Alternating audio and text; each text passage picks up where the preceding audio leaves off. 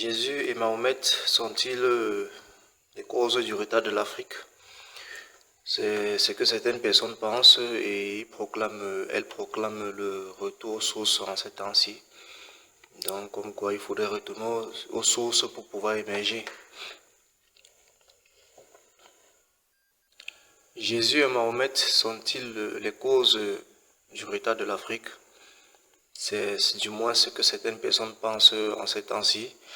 Et elles professent, n'est-ce pas, le retour aux sources, le retour aux racines, afin de pouvoir connaître un meilleur lendemain, afin de pouvoir émerger. Donc selon elles, selon ces personnes, selon cette doctrine, c'est parce que l'Afrique a été détachée, n'est-ce pas, déconnectée à ses racines, déconnectée à ses sources, que l'Afrique et les pays du Sud n'ont pas pu évoluer, n'ont pas pu émerger. Donc s'il faut chercher l'une des causes, du moins la principale cause du retard de l'Afrique et des pays du Sud, voilà, c'est là que ça se retrouve. Donc que ce soit le christianisme ou l'islam, ces religions sont venues endormir, n'est-ce pas, les pays du Sud et ont amené là je répète ici, leur pensée, leur profession de foi. Et n'est-ce pas, le christianisme et l'islam ont amené les peuples de ces pays à se tourner vers des divinités qui n'étaient pas les leurs, des dieux qui n'étaient pas les leurs, n'est-ce pas, ont amené les pays du Sud, les pays de l'Afrique, à se connecter avec des dieux qui n'étaient pas les leurs. Voilà pourquoi les autres ont prospéré, tandis que ces derniers, l'Afrique et les pays du Sud, n'ont pas pu émerger.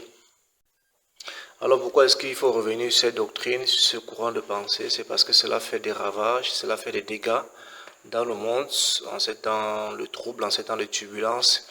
Et ça ébranle, ça trouble la foi des frères et des sœurs dans l'église. Voilà, ça fait beaucoup de mal à beaucoup de frères, les frères qui ne sont pas affermis, les frères qui, n'est-ce pas, n'ont pas un niveau de maturité, un certain niveau de connaissance. Cela les affecte beaucoup. Donc c'est pourquoi nous avons pensé qu'il était bon de faire un tour là-dessus pour pouvoir, n'est-ce pas, apporter le discours de la Bible, apporter la pensée de la Bible sur le sujet. Avant d'ouvrir les Écritures, ce qu'il faut déjà comprendre, c'est que ce soit le christianisme ou bien que ce soit Jésus ou Mahomet, ceux-ci sont des originaires de l'Orient. Voilà, que ce soit le Proche-Orient, bref, de l'Orient, de l'Asie. Et l'évangile, le christianisme n'a pas été prêché seulement en Afrique. Il a été aussi prêché dans les pays occidentaux avant nous. Donc, et les pays occidentaux, avant de recevoir le christianisme, de recevoir l'évangile, de recevoir le message de Christ, de recevoir Jésus-Christ, ils avaient aussi les dieux. En l'occurrence, Zeus, Vénus, Jupiter, voilà, Thor, voilà, beaucoup de divinités comme ça, que les Mithras, le dieu soleil, Apollon, que les Européens avaient déjà dans leur culture depuis des millénaires. Voilà, depuis les millénaires, les Juifs, les Grecs, les Romains, du moins pour ne parler que de ces deux peuples dont on est suffisamment documenté pour connaître leur histoire, leur mythologie, leurs croyances. Ce n'est pas dit que les autres peuples n'avaient pas de divinité. Si les Nordiques, les Allemands avaient Thor, Freyja, tout ça là. Bref, ils avaient eux aussi des divinités. Ils étaient aussi connectés. Voilà, ils avaient aussi des racines, ils avaient aussi des sources. Donc l'évangile est venu, n'est-ce pas, au travers de l'apôtre Paul et voilà, des apôtres, des disciples, des messieurs, les envoyés du Seigneur. L'évangile est venu racler leurs connaissances. Voilà, l'évangile est venu les déconnecter de leurs connaissances, les déconnecter de leurs sources, les déconnecter vraiment de leur mythologie, les croyances originelles, pour les greffer, n'est-ce pas, pour les planter, je vais dire comme ça, pour les associer au Christ, à l'évangile, à Jésus-Christ. Mais cela n'a pas empêché que l'Occident prospère. États-Unis, Allemagne, France, Espagne, Belgique, voilà, Suisse, tous avaient les divinités, ils ont reçu l'évangile, ils ont professé l'évangile, ils se sont portés garants de porter l'évangile pour aller même annoncer dans les autres territoires de la planète, du globe. C'est pour dire quoi, ils sont imprégnés de la chose, ils ont bien accepté et assimilé la chose, plus que nous-mêmes d'ailleurs. Voilà. plus que nous, plus que les Africains, plus que les peuples du Sud, les Occidentaux ont bien reçu l'évangile, ils l'ont professé, proclamé dans le monde entier, et ça n'a pas empêché que ceci ne prospère. Ça ne les a pas fait stagner. Donc, c'est pour dire qu'il faut déjà, dans un premier temps, balayer du revers de la main cette affirmation, comme quoi le fait de se déconnecter à ces sources, soi-disant, n'est-ce pas, cela empêche le progrès d'une communauté ou d'un peuple. Ce n'est pas le cas. Les faits vraiment actuels, les faits d'actualité nous prouvent le contraire. Voilà. Et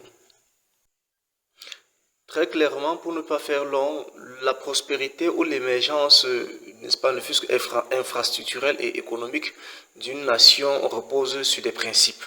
Bref, l'évolution à tous égards, n'est-ce pas, que ce soit pour la vie d'un homme ou pour la vie, ou pour une communauté, une famille, un peuple, une tribu, n'est-ce pas, une nation et même le monde entier, l'évolution, l'émergence du monde entier et des hommes en particulier repose sur des principes.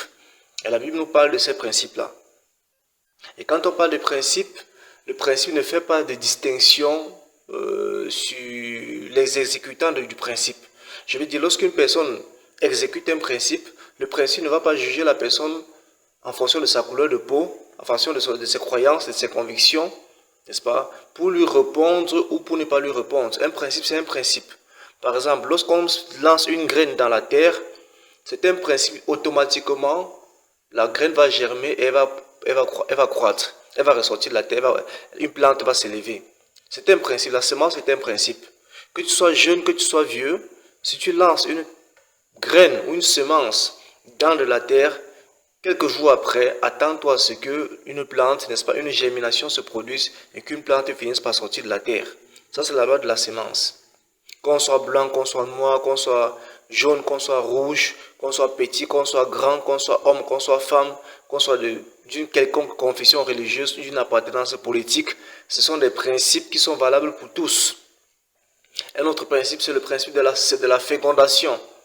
Lorsqu'un homme va avec une femme, un homme d'un certain âge qui atteint la maturité, n'est-ce pas, l'âge fertile, va avec une femme, une fille fertile, dans sa période de fécondité, s'ils vont ensemble, n'est-ce pas, dans des relations intimes, automatiquement, il faut s'attendre à ce que de là naisse, n'est-ce pas, commence le processus de formation d'un fœtus, d'un futur enfant. Voilà. Si l'homme est fertile, la femme est fertile, et ils vont ensemble dans les relations sexuelles, il faut s'attendre à ce que dans quelques mois, voilà, dans quelques semaines, il voit déjà la formation, n'est-ce pas, d'un œuf, voilà, d'un embryon dans l'utérus, dans le ventre de la femme. Que l'homme soit blanc, que l'homme soit noir, que l'homme soit... En fait, s'il y a des diversités raciales, des diversités ethniques, des diversités politiques même entre les deux partenaires, même s'ils ne s'entendent pas sur certains points, le principe est le même, le principe est là. S'ils vont ensemble, il faut s'attendre à ce que le fruit paraisse. Si l'homme est de petite taille, la femme est d'une grande taille. Si l'homme est corpulent, la femme est d'une petite corpulence. Ça ne change rien. Une fois qu'ils pratiquent le principe, voilà, il faut s'attendre à la conséquence. Même s'il y a des diversités d'appartenance religieuse entre eux. Peut-être l'homme est musulman, la femme est chrétienne, l'homme est athée, la femme est bouddhiste, l'homme est, je sais pas moi quoi, animiste et la femme est, voilà, on va dire hindouiste. Ça ne change rien. Une fois qu'ils vont ensemble et qu'ils respectent ce principe, il faut s'attendre à ce que le fruit soit porté. Donc il y a des principes que lorsqu'on les respecte, en fait les principes lorsqu'on les respecte, les règles lorsqu'on les respecte, vraiment, surtout les règles qui ont été établies par le Seigneur, il ne faut pas s'attendre à ce que hier encore, en fait le fruit est inévitable. Par contre, si on n'entre pas dans ce principe, on ne peut pas espérer voir les fruits.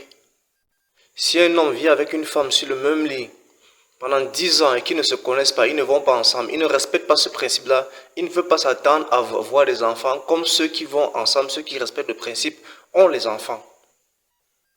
Si un homme a des hectares et des hectares de terre et qu'il ne prend pas de la peine pour mettre de la graine dans de la terre, il ne faut pas qu'il s'attende à ce qu'il aura du fruit, à ce qu'il aura de la récolte. C'est pourquoi un principe dit que celui qui sème le vent récolte la tempête. Voilà, comme pour dire, celui qui ne sème rien ne récoltera rien. Donc le travail aussi est un principe. Et ces principes sont divins. Tous ces principes sont divins. La fécondité vient de Dieu. La loi de la sémence vient du Seigneur. On voit ça dans Genèse chapitre 1, où Dieu a voulu que les arbres soient féconds, les hommes soient féconds. Et ce sont des principes.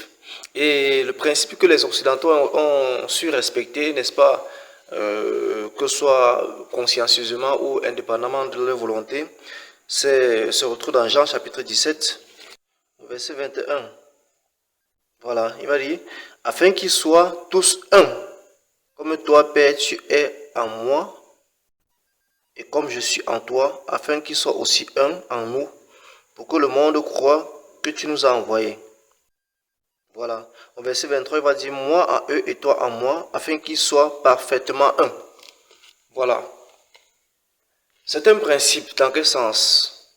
Tout principe pour l'évolution, pour l'émergence dans le monde doit partir de la volonté de Dieu. Le travail est un principe.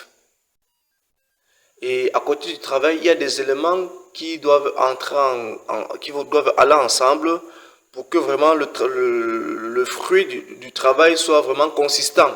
Sinon, on va travailler en vain. C'est pas dit que les autres peuples, Afrique et les pays du Sud ne travaillent pas. Ils travaillent, mais à la différence que contrairement aux Occidentaux, ils n'ont pas su respecter ce principe que les Occidentaux ont su respecter, c'est d'être parfaitement un. Ici, c'est la parole de Dieu que nous lisons, et la parole de Dieu, c'est le fondement des nations, c'est le fondement du monde. Et Paul va dire dans 1 Corinthiens 3, je crois, verset 11 là-bas, que personne ne peut poser un autre fondement. Personne ne peut poser un autre fondement. Il n'y a pas un moyen par lequel, il n'y a pas un autre principe dont on va s'en servir pour pouvoir émerger dans le monde. Personne ne pourra poser un autre fondement. Ça, c'est la parole de Dieu, elle est vraie, les catégories là-dessus. C'est le principe, donc personne ne peut poser un autre principe. L'un des principes capitaux pour l'émergence d'une nation, pour l'émergence d'un peuple, c'est l'unité. Lorsque Paul parle ici dans 1 Corinthiens chapitre 3 verset 11, il parle de la construction de l'église qui était aussi une nation. L'église était une nation. Il faisait comprendre aux Corinthiens que pour que l'église, n'est-ce pas, à un niveau, voilà, puisse connaître de la prospérité, puisse connaître de l'émergence, il fallait qu'il bâtisse sur le fondement. En d'autres mots, qu'il respecte le principe, qu'il bâtisse sur le principe. Voilà. Et le principe était, selon ses paroles, qu'il fallait qu'il bâtisse sur le fondement. Et ce fondement, c'est la parole de Dieu. Et ce que nous lisons dans Jean chapitre 17 au verset 21 et 23 là, ce fondement, c'est aussi cela. Le Christ dit que pour que ses disciples puissent émerger, qu'ils puissent vraiment accomplir les desseins de Dieu annoncés dans Genèse chapitre 1, où Dieu voulait que les hommes assujettissent la terre, la développent, la fassent émerger, que les hommes fassent prospérer la terre, leur patrie, n'est-ce pas, les nations, les familles et tout cela, leur pays. Il fallait qu'ils soient parfaitement un. Et c'est en cela que les Occidentaux ont su, n'est-ce pas, se réveiller et se mettre au travail pour pouvoir devenir ce qu'ils sont aujourd'hui. Et comment est-ce qu'ils ont fait cela? Ils ont su très tôt, dès la sortie des difficultés qu'ils ont connues, ils ont compris qu'il fallait s'assembler, n'est-ce pas, se rassembler, se réunir, s'entendre, même malgré les divergences, malgré, n'est-ce pas, les différends qu'ils pouvaient avoir entre eux. Ils ont compris qu'il fallait s'entendre et regarder l'intérêt national. Et très tôt, ils ont commencé à mettre sur place des systèmes de pensée, n'est-ce pas, une pensée positive, une pensée, une vision commune, n'est-ce pas, chercher à promouvoir l'émergence de leur patrie, de leur pays, plus que de considérer les intérêts individuels, les intérêts personnels. Malgré les différends, malgré les différences aussi ethniques, n'est-ce pas, les différences tribales, les différences de langue, ils ont su très tôt faire taire cela pour regarder à l'idéal commun, la nation. Aidé par les philosophes, bien entendu, comme Kant qui a commencé à, n'est-ce pas, développer la métaphysique de mœurs, où selon lui, lorsqu'une idée semble être bonne pour une personne, mais serait préjudiciable, serait défavorable à la communauté, il était préférable que celui-là rejette son idée. Il dit entre autres, paraphrasé, si une chose était bonne pour moi, mais préjudiciable pour ma communauté, je la rejetterai. Par contre, si une chose était bonne pour ma communauté, mais préjudiciable pour moi, je l'accepterai. Mais c'est la mentalité qu'ils ont su, n'est-ce pas, vivre, accepter, c'est le principe, voilà, c'est le principe qu'ils ont su accepter, qu'ils sont appliqués à travailler, à, n'est-ce pas, à accepter, à vivre, n'est-ce pas, au quotidien, et ça a permis que plus ou moins s'entendre, en faisant taire les divergences, les différends, et voilà. Rousseau aussi va développer la volonté générale, comme quoi, dans le choix, dans une décision politique, dans une décision qui engage la nation, je dois savoir, n'est-ce pas, je dois être capable de mettre de côté ce qui me serait profitable, mais qui serait, n'est-ce pas, improductif pour la communauté. J'entends par communauté ici la nation. Voilà. Si une chose était bonne pour moi, mais qu'elle n'était pas bonne pour la nation, je devais savoir que, voilà, même s'il fallait aller voter, je ne voterais pas pour cette chose-là qui serait bonne pour moi, mais je voterais pour ce qui serait profitable pour toute la communauté, pour toute la nation. Donc, on voit là une entente, une unité. Et c'est là que vraiment les pays de l'Afrique et les pays du tiers-monde n'ont pas su jouer. Ils ne sont pas encore entrés dans cette dimension de pouvoir perdre les intérêts égoïstes, les intérêts personnels pour pouvoir regarder à l'intérêt général. Quand on va regarder les différents, les situations n'est-ce pas, qui plombent, n'est-ce pas, qui freinent l'avancée, l'émergence de l'Afrique en particulier, ce sont des divisions ethniques, des guerres tribales, que sont les problèmes de corruption, les problèmes de trahison, les problèmes de malgouvernance. Et derrière tout cela, c'est toujours les hommes de l'Afrique, n'est-ce pas, qui sont derrière ces choses-là. Même si on va dire qu'il y a de l'Occident, il y a la main des Occidentaux ou des autres peuples qui viennent de part et d'autre, ou de la Russie qui vient de part et d'autre pour agir, n'est-ce pas, dans le noir, il demeure vrai qu'à la fin, ce sont les Africains eux-mêmes, ce sont les pays du tiers-monde eux-mêmes qui se lèvent, n'est-ce pas, pour aller, n'est-ce pas, accomplir les forfaits. Quand on voit tous les coups qu'on commet en Afrique, même si à la main des Occidentaux et d'autres pays, là derrière, ce qui est sûr, c'est qu'à la fin, la partie visible de l'iceberg, on voit toujours que ce sont les Africains eux-mêmes qui sont à l'action. Ce ne sont pas les Occidentaux, peut-être les Occidentaux agissent dans le noir, mais les Africains n'ont pas encore cette dimension-là de ne pas se laisser corrompre, de regarder vraiment leur prochain comme eux-mêmes. Voilà.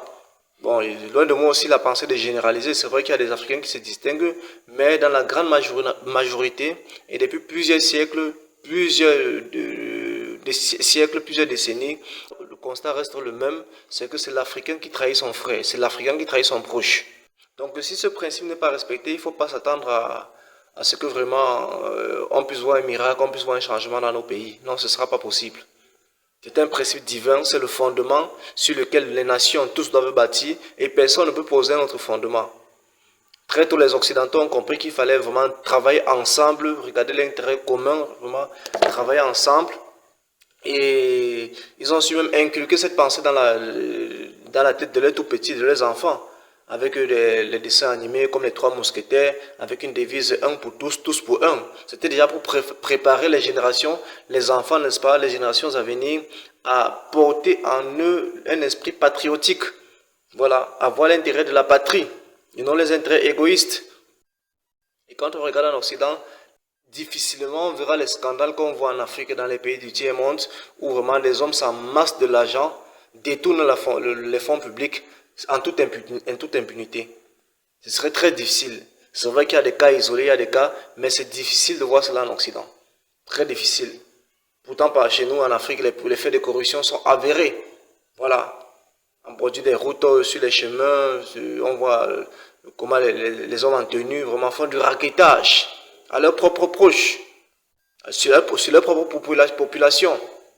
Voilà. On va voir comment les hommes politiques vraiment, n'est-ce pas, tripatouillent le système électoral, n'est-ce pas, pour se maintenir. Quitte à assassiner les hommes, quitte à, n'est-ce pas, soudoyer, quitte à frauder les constitutions, quitte à changer les constitutions, quitte à, n'est-ce pas, commettre des emprisonnements et des assassinats politiques, quitte à, voilà, endormir les populations avec, n'est-ce pas, des drogues, de l'alcool, voilà, tous ces genres de choses-là, n'est-ce pas. Bref, regarder à son propre intérêt pour se maintenir. Et quand on parle des dirigeants, on parle des hommes de toutes les classes, de toutes les couches sociales. Le constat reste le même partout. Directeurs généraux à leur poste de service, ils font la même chose. Ils ne voient que leur carrière, comment se maintenir, comment se faire de l'argent, comment se construire une maison, comment aller passer les congés en Occident, comment aller, voilà, se taper les plus belles filles, aller voilà, dans les grands restaurants. Voilà le modèle de vie que beaucoup, n'est-ce pas, d'Africains ont dans la tête. Voilà. Commencer un projet national, quitte à ne pas le voir la fin. Non, les Africains ne voient pas comme ça. En Occident, une personne peut se lever, un chercheur peut se lever, commencer un projet, commencer des recherches, sachant qu'il ne verrait pas les conclusions de ce projet, mais il s'investit. Il investit son temps, il investit de son argent, il investit de son potentiel, de son énergie, et sachant que vraiment il ne jouira pas du fruit de ce travail. Il est prêt à mourir, n'est-ce pas, en laissant la continuité du travail à sa descendance. Quitte à ce que sa descendance vienne à recevoir les honneurs, n'est-ce pas, les médailles et tout ce qui viendra avec, ira avec, ça ne va pas le déranger tant que ce sera bien pour la communauté, tant que ce sera bien pour sa patrie et quelquefois pour l'humanité tout entière, ça les enchante, ça les arrange. Mais très peu d'Africains voient ainsi. L'Africain, au contraire, on a comme l'impression que l'Africain va dire tout pour moi et rien pour les autres. Ils veulent maintenant du fast-food. C'est pourquoi dès qu'on nomme une personne à un poste de service, la première des choses qu'il veut faire, c'est de construire sa maison. C'est d'avoir une belle villa, d'acheter une grosse voiture, d'avoir les plus beaux vêtements, les plus belles vestes, les plus beaux costumes. Et quand on va regarder l'argent qu'ils ont, ne leur suffit pas n'est-ce pas, pour financer de tels projets, pour vraiment s'acheter tout ce qu'ils ont là. Et d'où est-ce qu'ils font, quelle est la source de l'argent à ce moment? D'où viennent les richesses en ce temps-là? Vous allez voir qu'ils mettent la main dans le bien, n'est-ce pas, dans les ressources publiques. Ils mettent les mains là-dedans. Et comment est-ce que ça va évoluer? Dit qu'après tout cela, ils se couvrent entre eux. Ils se protègent entre eux. D'où les faits de corruption en Afrique sont vraiment exagérés, sont aggravés. Donc le fait que l'Afrique n'ait pas prospéré, que vraiment les pays du Sud n'ont pas pu émerger, ne sont pas, n'est-ce pas, au même niveau que les pays de l'Occident et certains pays de l'Asie, cela n'a rien à voir avec le christianisme ou l'islam. Il faut respecter un principe divin, un principe qu'on ne peut contourner, le principe de l'unité, afin qu'ils soient parfaitement un. Telle est la pensée du Créateur pour les nations, telle est la volonté de Dieu pour les nations. Que les hommes soient un, unis afin de pouvoir prospérer. Et c'est une sagesse de le faire parce que en faisant taire les différents, n'est-ce pas, différents, que ce soit ethniques, tribal et voilà, politique, tout cela, c'est une sagesse parce qu'on revient à l'époque, à la volonté parfaite de Dieu. Nous savons que la naissance des nations, la naissance des ethnies, des tribus, est venue de Babylone. C'est à partir de Babylone, n'est-ce pas, dans Genèse chapitre 11, que Dieu va casser la tour de Babel, il va disperser les hommes sur la surface de la terre, il va leur donner les différents langages, les différentes cultures, voilà, et les hommes ne vont plus s'entendre. Donc, pour celui qui est éveillé, pour ceux qui sont éveillés, qui sont avisés, ils ne vont pas s'arrêter à la volonté permissive de Dieu. Ils ne vont pas s'arrêter là pour bâtir là-dessus. Ils vont revenir à l'époque avant Genèse chapitre 11, à la volonté parfaite de Dieu qui était que les hommes avaient tous une même langue et les mêmes mots. En ayant tous une même langue et les mêmes mots, ils évoluaient plus rapidement, plus vite. On voit dans Genèse chapitre 11 comment, en s'entendant, en étant un, ils ont pu accomplir leur projet. On va lire cela. Genèse chapitre 11, à partir du verset 6. Et l'Éternel dit, voici, ils forment un seul peuple et ont tous une même langue. C'est ce qu'ils ont entrepris maintenant. Rien ne les empêcherait de faire tout ce qu'ils auraient projeté. Ça, c'est le Créateur lui-même qui le dit. Il savait que c'était un fondement, un principe qu'il a relâché, qu'il a déclaré pour le monde et que cela était devenu inchangeable. Aussi longtemps que les hommes respectaient ce principe, qu'ils étaient unis, n'est-ce pas, qu'ils étaient parfaitement un, ils devaient accomplir tout ce qu'ils auraient projeté, comme le Seigneur le dit ici. Donc les Occidentaux sont revenus un peu dans cette époque, avant la destruction de Babylone, de Genèse chapitre 11. Ils sont revenus à cette époque-là où ils ont pu être unanimes, ils ont pu avoir une même langue, on va dire comme ça, et les mêmes mots, en vue de l'émergence et du progrès de leur nation. Et Genèse chapitre 11 au verset 7, allons, descendons, dit le Seigneur, et là, confondons leur langage, afin qu'ils n'entendent plus la langue les uns les autres. Pourquoi? Parce que en les mettant dans cette condition, ils ne pouvaient plus prospérer, ils ne pouvaient plus accomplir leur projet. Voilà. Donc le Seigneur a sémé le chaos au milieu de ce peuple parce qu'il construisait des choses magnifiques. Le Seigneur a sémé le chaos parmi eux afin qu'ils n'accomplissent plus ce projet, n'est-ce pas, maléfique. Et les pays de l'Afrique sont encore dans cette situation de chaos. Or, les pays de l'Occident ont su dépasser cet état-là parce qu'ils ont subi les conséquences de l'état chaotique. Ils ont compris qu'il fallait, n'est-ce pas, faire taire, n'est-ce pas, éradiquer cet état chaotique, n'est-ce pas, du milieu d'eux pour pouvoir revenir à l'état parfait, à la volonté parfaite de Dieu. C'est ce que l'apôtre Paul appelle le fondement. On ne peut pas bâtir, on ne peut pas émerger si on ne revient pas à cet état avant, je vais dire, pré-Genèse 11. On ne peut pas émerger, quel que soit ce qu'on fait, que ce soit une famille, que ce soit un couple, que ce soit une nation, que ce soit une église. Si on veut bâtir et émerger, il faut l'unité. Il faut revenir, n'est-ce pas? Il faut revenir à tous à une même langue et les mêmes mots. Il faut s'entendre. Malgré les différends, il faut s'entendre, il faut les faire taire et s'avancer tous ensemble pour pouvoir vraiment accomplir les projets qu'on voudrait, n'est-ce pas, voir parmi nous. Donc voilà là où les Occidentaux ont su vraiment surfer et c'est ce qui a permis vraiment qu'ils puissent réussir sur quelques points comme on le voit aujourd'hui sur leur continent. Donc quitte à l'Afrique de comprendre que voilà, au lieu de chercher les raisons de l'état, de leur état ailleurs, qu'ils comprennent que la solution ou alors les raisons se retrouvent en eux-mêmes. Cette mésentente, voilà. Cette divergence qui laisse subsister, suivre au milieu d'eux, n'est pas favorable à ce qu'ils puissent connaître ou alors voir des lendemains comparables à ceux que l'Occident, n'est-ce pas, vit en ces jours actuellement.